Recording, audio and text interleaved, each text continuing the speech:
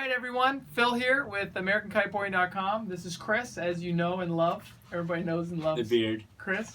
Get a lot of questions about kite sizing. Not so much like for the conditions, but what people should look for as far as kite sizes to buy.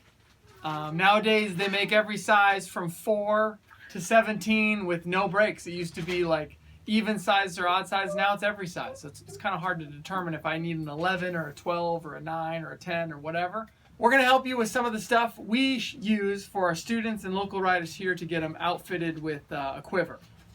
So to kick it off, we're going to kind of start with the easiest buy, which is your first kite.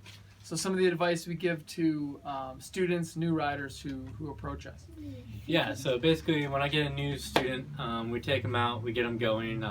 Normally we start off on a small kite, but I tell them right away that your first kite you're going to be looking at getting is going to be something in a little bit bigger size. So my recommendation, depending on who you are, is normally going to be somewhere in the ballpark of a 14 meter down to maybe a 12 meter.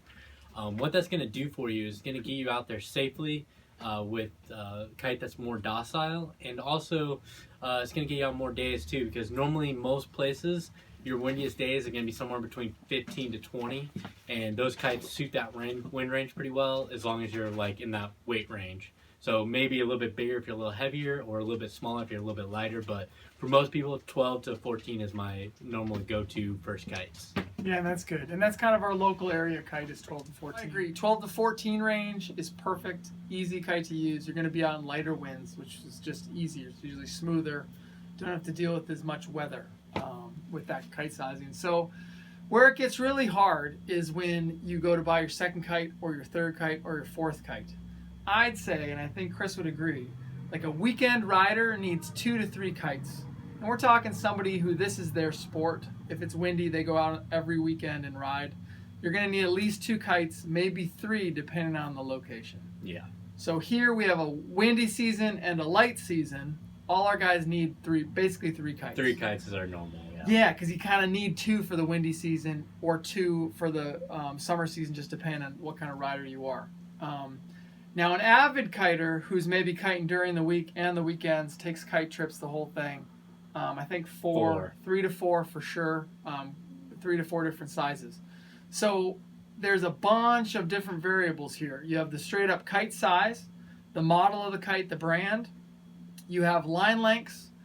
I forget anything? Bar sizes. Bar sizes, I guess, would go along with line lengths. You know, a lot of factors there. So we're going to kind of just talk through them and see if we can get you some knowledge to help you out with the quiver sizing. Let's talk about overall kite sizing first. So a typical quiver, Chris said 12 or 14 meter, you know, for your first kite, maybe a little bigger than that if you're heavier. So let's go with the 14 meter first. 14 meter would be anybody like 170 pounds and up. That would be their first kite. So a good combo kite with the 14 would be a 10. All kites have about 10 miles an hour of range. So that 14 meter, you know, someone who's light can take it all the way down to 10 miles an hour and then all the way up to maybe light 20s, whereas a heavier person will be 12 miles an hour all the way up to 22 miles an hour. You get the point. It's that section. The 10 meter butts right up into that.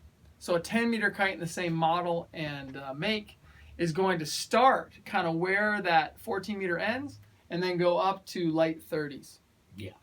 Where the third kite comes in is when you find yourself either maybe on a hydrofoil below 10 miles an hour, or you just want more power in 10 miles an hour, or on the other side where it's blowing 35 or 40. You know, you need the 8. So that guy's quiver, a 3 rig quiver for that person would be a 14 meter, a 10 meter, and an 8 or a 7 meter. That would be their quiver. The person getting the 12 meter, it'd be 12 and 9. Those are kind of the 2. Mm-hmm. And then from there, like a 7. Maybe, yeah, if you want to go down to a 7, possibly. Or I'd probably advise him to go on the big side. Yeah, you can get like a 15. Yeah, like maybe. a 15, exactly. 15. So that's kind of how the sizing works in a quiver. Let's talk a little bit about bar sizes. Okay, so that moves us on to our next part, which is the bar size. So once you have your 3 to 2 kite quiver, or even 4 kite quiver, depending on who you are, What you're going to need now is the correct bar and line lengths for those kites. Basically, I got in my hands here the smallest of the bars. I think this is what they call a 45 centimeter bar. 44, yeah. Or 44. But basically, with a small bar like this is going to be for anywhere from your 4 meters kite sizes all the way up to about maybe 9, maybe 8 meter kite size. With a larger bar, that mid-range bar, which is the number one bar most people go to if they want to just stay with one bar only, that middle of the road bar is going to be really best for your 9 meter all the way up to your 12 to 13 meter kites. Then your last stage is going to be your largest bar, and that one's going to be anywhere for your 14 all the way up to your 19 meter kites. Yeah. And what those bars also come with is line length difference. So what that does for us is it gives us a greater arc in the sky to create more power. Or less power. Or less power, depending on yeah. which way you want to go. So when you get in higher winds, we want shorter lines for less power initially with that kite. With a bigger kite, you're looking for more energy, more power. You're going to go with a little bit longer lines. If it's windy, you can have so much power that you don't need a full stroke of that kite. And barely like half a stroke. Yeah. And that brings us to line extensions. All right. So again, that guy that's looking for that quiver setup and everything. Sometimes again we want to save some money here, save some money there. If you're gonna go with one bar, then you definitely need line extensions. Don't go with one bar. But I would not say go with one. Man, just don't do it.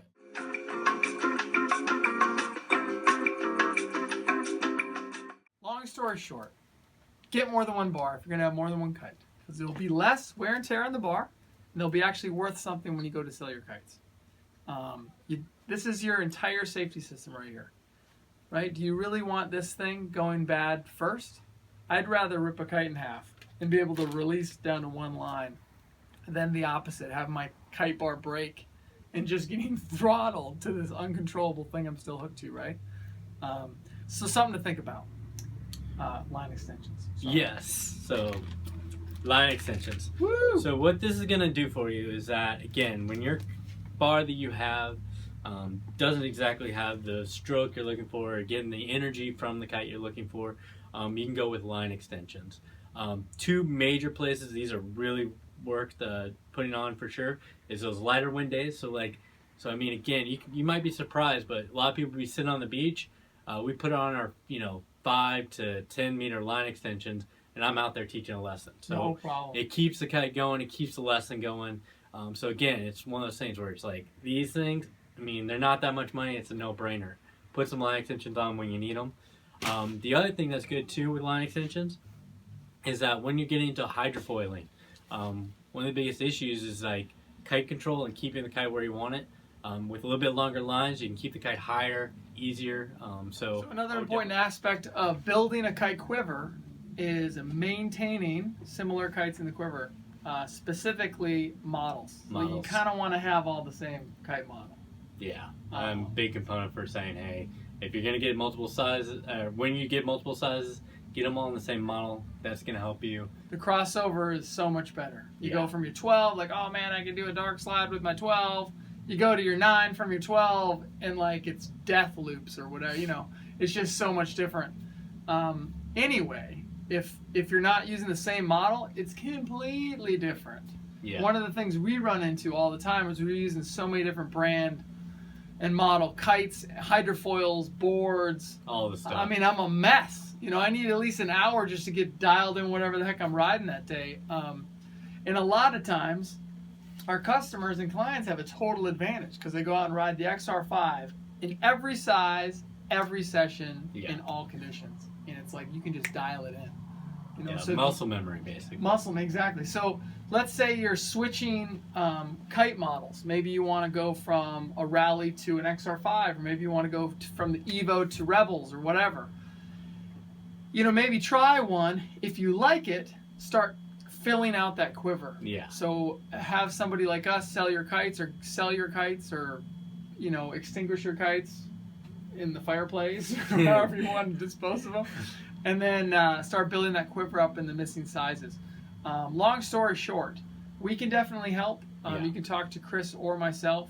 Just call the shop 281-508-6485 and ask to speak to an instructor. Any one of us would be happy to call you back and talk to you about it.